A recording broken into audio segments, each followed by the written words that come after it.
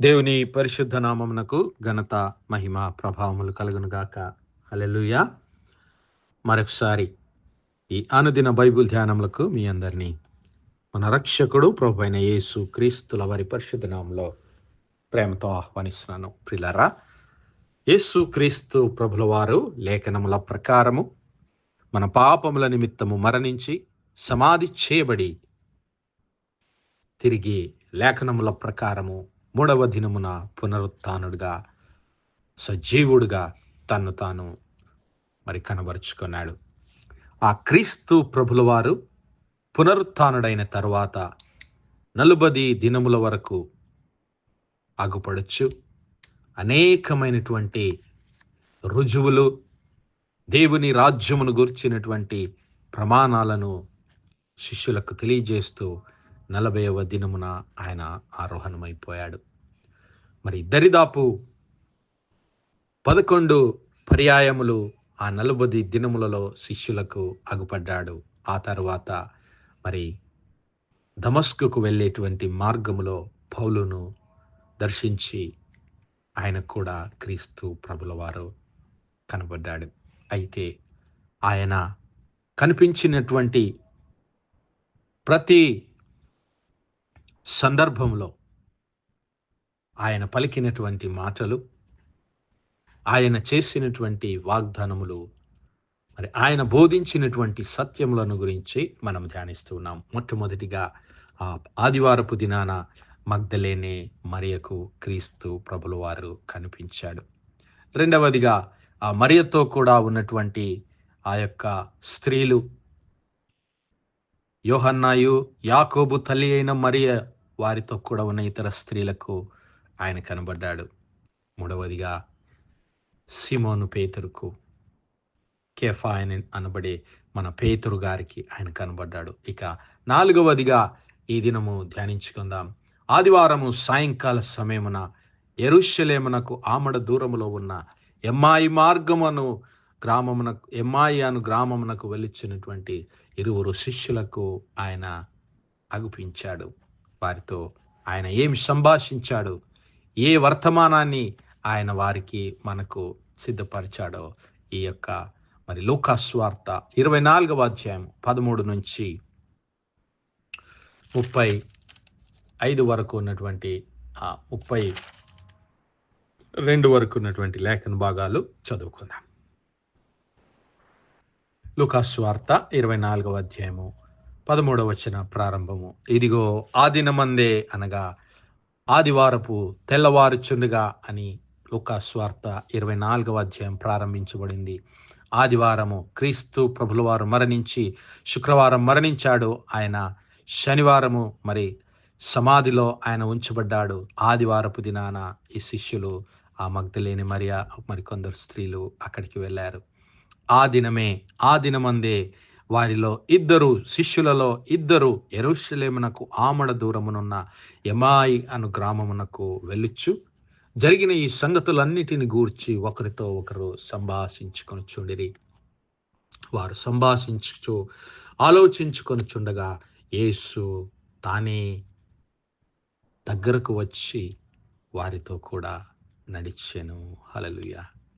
ఈ యొక్క గొప్ప సత్యాన్ని నీవు నేను గ్రహించవలసినటువంటి వారమై ఉన్నాము. ఆ పునరుత్థానుడైన యేసు క్రీస్తు ప్రభుల వారు తన్ను గూర్చి ఆలోచించేటటువంటి బిడ్డల కొరకు, తన్ను గురించి వెదికేటటువంటి బిడ్డలతో ఆయన నిత్యము నడుస్తూ ఉన్నాడు. ఆయన ఇమ్మానుయేలను దేవుడుగా మనతో కూడా ఉన్నాడు. క్రీస్తు ఎల్లప్పుడూ మీతో కూడా ఉంటాడని దేవుడు వాగ్దానం చేశాడు. ఆయన చేసిన మాదిరిగానే నా సహోదరుడా, నా సహోదరి, నీవు ఎలాంటి స్థితిలో ఉన్నా ఈరోజు నీ ప్రక్కన యేసయ్య ఉన్నాడనేటువంటి సత్యాన్ని నీవు నేను గ్రహించవలసినటువంటి వారమై ఉంటున్నాం. నీవు నమ్మిన ఎడల దేవుని మహిమను చూచెదవని యేసయ్య పలికినటువంటి మాటలు నీవు నేను జ్ఞాపకం చేసుకోవాలి.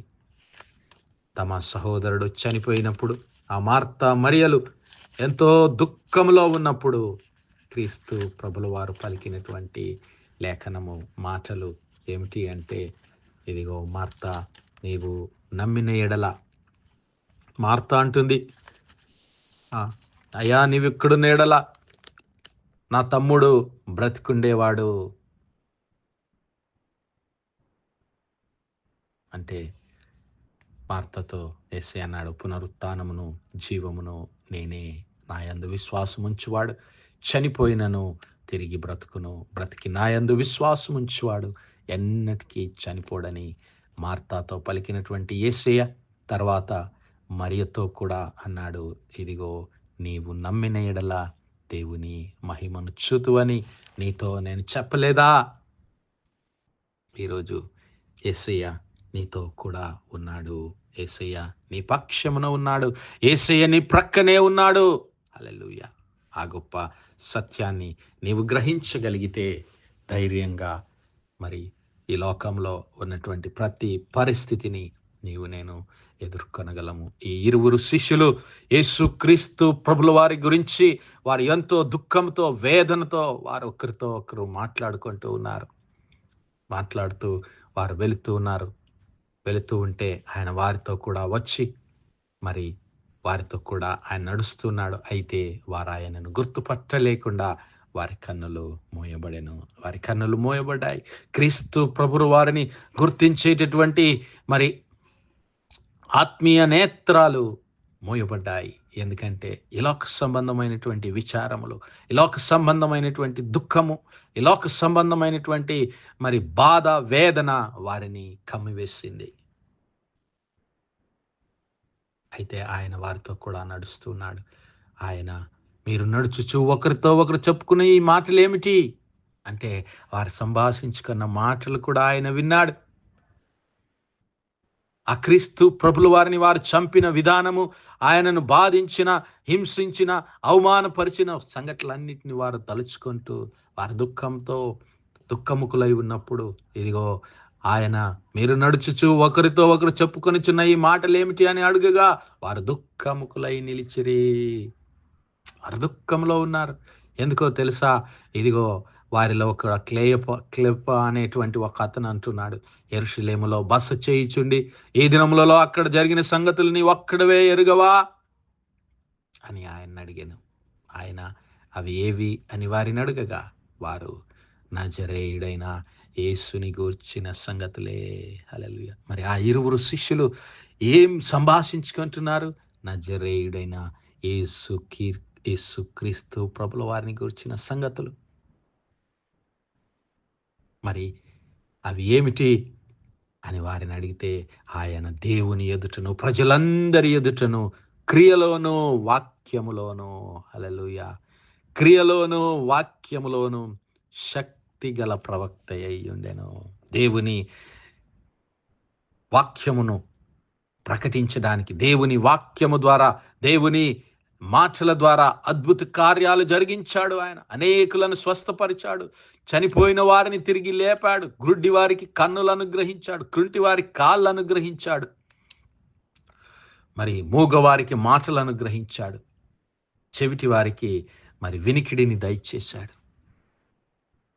అపవిత్రాత్మలు పట్టిన వారిని స్వస్థపరిచాడు, విడుదల అనుగ్రహించాడు. కానీ మన ప్రధాన యాజకులు, అధికారులు ఆయనను మరణ శిక్షకు అప్పగించారు, సిలువ వేయించారు. నీకు ఈ విషయాలు తెలియవా? ఏమయ్యా, నువ్వు యెరూషలేములోనే ఉంటున్నావు, యెరూషలేములో ఉన్నట్టే కనబడుతున్నావు, ఈ విషయాలు నీకు తెలియవా? ఇవి జరిగి నేటికి 3 దినాలు అవుతుంది. మేమేమో ఇశ్రాయేలును విమోచింపబోడు వాడు ఈయనే అని మేము నిరీక్షించింటిమి, కానీ ఆయనను ప్రధాన యాజకులు, అధికారులు సిలువ వేశారు, మరణానికి అప్పగించారు. అంతేకాదు, ఇంకా మాలో కొంతమంది స్త్రీలు ఆ సమాధి యొద్దకు వెళ్ళి ఆయన దేహం కొరకు వెతికితే ఆ దేహం కూడా వారు కనుగొనలేకపోయారు.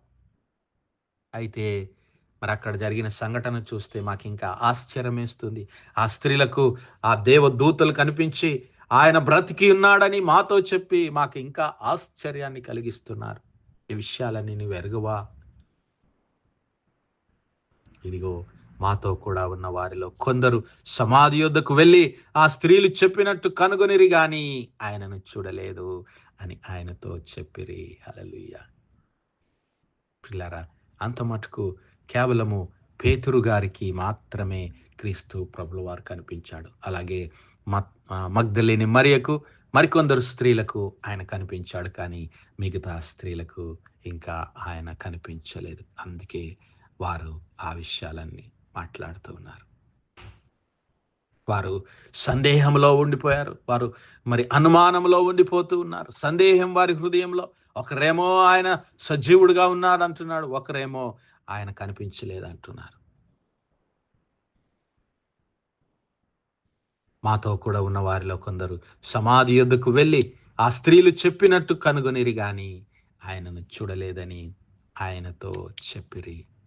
అందుకు ఆయన, అవివేకులారా, ప్రవక్తలు చెప్పిన మాటలనన్నిటిని నమ్మని మందమతులారా, క్రీస్తు ఈలాగు శ్రమపడి తన మహిమలో ప్రవేశించుట అగత్యము కాదా అని వారితో చెప్పి, మోషేయు సమస్త ప్రవక్తలను మొదలుకొని లేఖనములన్నిటిలో తన్ను గూర్చిన వచనముల భావము వారికి తెలిపెను. దేవునామానికి మహిమ కలుగును గాక. ప్రియులారా, ఇక్కడ 2 విషయాలు మనం గమనించాలి. మొట్టమొదటిగా, క్రీస్తు ప్రభుల వారు, పునరుత్థానుడైనటువంటి క్రీస్తు ప్రభుల వారు ఆయన సజీవుడు. మృతుడనైతిని గాని ఇదిగో యుగ యుగములు నేను సజీవుడనని ఆయన పలికినటువంటి మాటలు ఈరోజు నీవు నేను జ్ఞాపకం చేసుకోవాలి. రెండవదిగా, ఆయన పలుకుతున్నటువంటి మాటలు, ప్రవక్తలు చెప్పిన మాటలు నమ్మని మందమతులారా, అవివేకులారా, మందమతులారా. ఈరోజు నీవు నేను ఆ అవివేకుల గుంపులో, ఆ మందమతుల గుంపులో ఉండకూడదు. హల్లెలూయా. కాబట్టి మొట్టమొదటిగా నీవు నేను గ్రహించవలసింది ఏమిటి అంటే, ఆయన ఇమ్మానుయేలను దేవుడుగా నీతో నాతో నడుస్తూ ఉన్నాడు. ఆయన నిన్నెన్నడూ విడువడు, నిన్నెన్నడూ ఎడబాయడు. నిబ్బరము కలిగి ధైర్యముగా ఉండము. ఆయన స్వరాన్ని నీవు వినగలగాలి. ఆయన సన్నిధిని నీవు గ్రహించగలగాలి. ఆయన శక్తిని నీవు ఎరిగిన వాడవుగా ఉండాలి. అతి కృప, అతి ధన్యత దేవుడు మనందరి జీవితాల్లో దయచేయను గాక. ఆమేన్, ఆమేన్, ఆమేన్. ప్రార్థించుకుందాం. హల్లెలూయా, హల్లెలూయా, హల్లెలూయా, హల్లెలూయా. స్తోత్రము, స్తోత్రము, స్తోత్రము, స్తోత్రములు తండ్రి. అత్యంత కృపాభరితుడవు, అత్యున్నత సింహాసనంపై ఆసీనుడవైన మా ప్రియ పరలోకపు తండ్రి, చిమ్మగలిగిన మా దేవ, సైన్యములకు అధిపతివాగు మా యెహోవా తండ్రి, కృపా కనికరములు గల మా ప్రభువా, సూర్యోదయం మొదలుకొని ఇంత మట్టుకు మా తండ్రి మీ చల్లని రెక్కల నీడను భద్రపరిచి అయా మరొకసారి మీ ప్రియ కుమారుడు మా ప్రభు అయిన యేసు క్రీస్తుల వారి పరిశుద్ధ నామములో దేవా, మీ కృపా సింహాసనం యొద్ద ప్రార్థించడానికి సజీవ లెక్కలో మమ్మల్ని లెక్కించిన మీ ప్రేమకు వందనాలు, కృతజ్ఞతాస్తుతులు, స్తోత్రాలు, స్తోత్రాలు, స్తోత్రాలయ్యా. దినమెల్లా మీ యొక్క పరిశుద్ధాత్మ సహాయము, నడిపింపు, ఆదరణ, సహవాసాన్ని మాకు అనుగ్రహించిన తండ్రి, మీకే స్తుతులు, స్తోత్రాలు చెల్లిస్తున్నాం. అవును మా ప్రభువా, పునరుత్థానుడైన యేసు క్రీస్తు ప్రభుల వారు ఇమ్మానుయేలను దేవుడుగా మాతో కూడా ఉన్నాడని, మా ప్రక్కన ఎల్లప్పుడూ ఆయన నీడగా తోడుగా ఉన్నాడని ప్రభువా మేము గ్రహించగలిగినటువంటి జ్ఞానము మాలో ప్రతి ఒక్కరికి దయచేయమని వేడుకుంటున్నాం. కృపగల మా రక్షక, ఈ వర్తమానాలు వినిచ్చిన మా ప్రియబిడ్డల కుటుంబాలన్నింటిని మీరు జ్ఞాపకం చేసుకురండి, దర్శించండి అయ్యా. ఆ యమ్మాయి మార్గమున ఆ శిష్యులను దర్శించిన మాదిరిగా నేడు మరి దుఃఖములో, వేదనలో, బాధలో, అవసరతలో ఉంటున్న మా ప్రియుల కుటుంబాలను దర్శించమని వేడుకుంటున్నాం అయ్యా. అనారోగ్యంగా ఉన్నటువంటి బిడ్డలను దర్శించండి యేసయ్యా. మీ గాయపడిన హస్తము చేత ముట్టి సంపూర్ణ స్వస్థత, ఆరోగ్యం, బలమును దయచేయమని వేడుకుంటున్నాం. అలాగే మరి బాధలో ఉన్నటువంటి బిడ్డలు, కృంగినటువంటి వారిని లేవనెత్తండి అయ్యా. మరి దుఃఖంలో ఉన్న బిడ్డలకు ఆదరణ దయచేయండి, ఓదార్పు దయచేయండి ప్రభా. ఉద్యోగాల కొరకు, వీసాల కొరకు ఎదురు చూస్తున్న బిడ్డలను జ్ఞాపకం చేసుకోండి ప్రభా. ద్వారాలు తెరవండి, మార్గములను సరళం చేయండి అయ్యా. దేశ విదేశాల్లో ఉన్న మా ప్రియ కుటుంబాలన్నింటినీ ప్రభా మీ కృపలో కనికరించి కాపాడమని, మా యవ్వన బిడ్డలపైన ప్రభా మీ పునరుత్థాన శక్తిని కృమ్మరించి, మీ పరిశుద్ధాత్మ జ్ఞానము చేత, అభిషేకం చేత బిడ్డలను నింపి నడిపించమని, మహిమ, ఘనత, ప్రభావాలు మీ నామానికే చెల్లిస్తూ మా ప్రభువును, మీ ప్రియ కుమారుడు, మా రక్షకుడైన యేసు క్రీస్తుల వారి పరిశుద్ధ నామమున ప్రార్థించి వేడుకుంటున్నాం మా పరలోకపు తండ్రి. Amen, amen, amen. God bless you all. Praise the Lord. Shalom.